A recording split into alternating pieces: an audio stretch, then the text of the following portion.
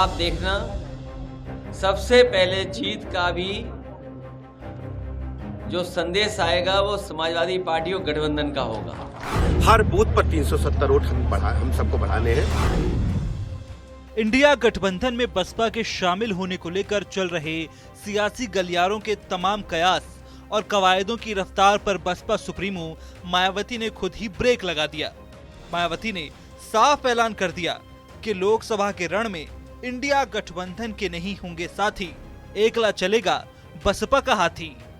BSP देश में लोकसभा का आम चुनाव अकेले अपने बलबूते पर पूरी तैयारी व दमदारी के साथ लड़ रही है। ऐसे में चुनावी गठबंधन या तीसरा मोर्चा आदि बनाने की अफवाह फैलाना यह घोर फेक व गलत न्यूज। मीडिया ऐसी शरारतपूर्ण खबरें देकर अपनी विश्वसनीयता न खोए, लोग भी सावधान रहें। इतना ही नहीं, मायावती ने तमाम किंतु परंतु सरीखे सवालों का जवाब देते हुए कहा है, ये फैसला अटल है। यूपी में बीएसपी की काफी मजबूती के साथ अकेले चुनाव लड़ने के कारण विरोधी लोग काफी बेचैन लगते हैं। इसलिए ये आए दिन किस्म किस्म की अफवाहें फैलाकर लोगों को गुमराह करने का प्रयास करते रहते हैं। किंतु बहुजन समाज के हित में बीएसपी का अकेले चुनाव लड़ने का फैसला अटल। दरअसल बीते एक अरसे से इंडिया गठबंधन में बसपा के शामिल होने की चर्चाएं जोरों पर थीं। खुद कांग्रेस प्रभारी भी इस कवायद में जी जान से जुटे थे। कहा तो ये भी जा रहा था कि इंडिया गठबंधन के उम्मीदवारों का ऐलान भी बसपा के कारण अटका हुआ है।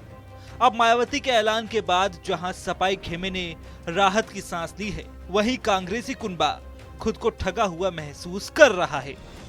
सबसे पहले समाजवादी पार्टी ने अपना गठबंधन तय किया।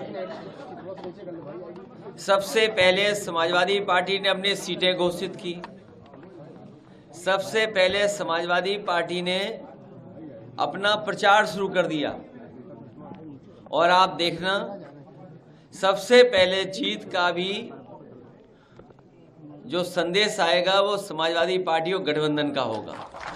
बसपा के अकेले चुनाव लड़ने के ऐलान से केवल सपा को राहत नहीं मिली है, बल्कि बीजेपी के लिए भी ये फायदे का सबब है, क्योंकि मायावती का दलित मुस्लिम समीकरण कहीं न कहीं इंडिया गठबंधन का ही गणित बिगाड़ेगा। क्योंकि अमरोहा, मेरठ, सहारनपुर सरीखी लोकसभा सीटों पर मायावती ने मुस्लिम उम्मीदवार उतारकर अपने इरादे भी जता दिए हैं। बीजेपी कह रही है कोई नहीं है टक्कर में।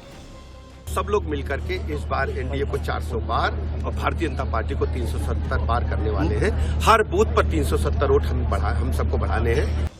बहरहाल लोकसभा चुनाव के रण में मायावती ने जो दांव चला है, उससे कहीं खुशी कहीं गम का आलम है। वहीं मायावती के अकेले चुनाव लड़ने के ऐलान पर सवाल यह है कि इस ऐलान से किसे नफा किसे नुकसान।